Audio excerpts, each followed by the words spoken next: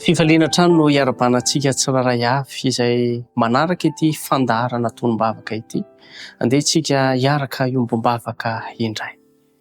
Andriamanitra tomponay eo, Andriamanitra lehibe ianao, Andriamanitra namorona anay tamin'ny alalan'ny tsy nisy, ary Andriamanitra nahatonga anay ho tonga zava-misy eto ambony tany ity.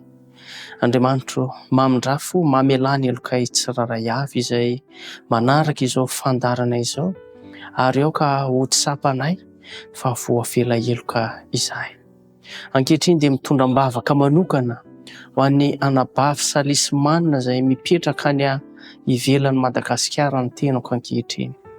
Andriamanitra mamindrafo manokana izany anabavy salisymanina izany ianao, ary ao ka ho tsapany fa mihaino ny etaetany ianao. Ankehitriny izy dia mangata-bavaka ho an'ny filaminan'ny fiaina tokantranony amin'ny ankapobeny.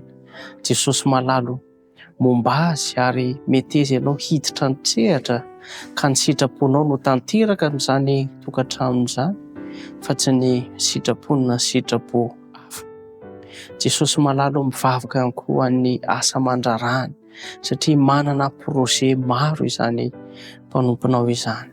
Meteza ianao hanatanteraka ny sitraponao sy ny fandrianao amin'izany mpanomponao izany ka ho tsapany fa manan'Andriamanitra lehibe sy mihay asa izany mpanompo vavinao izany.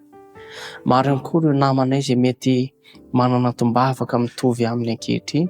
Jereo amin'ny fomba manokana izy ireny Tompo malala koa valeo. Amin'ny anaranao Jesosy Kristy no hanonona sy angatana izany vavaka izany. Amen.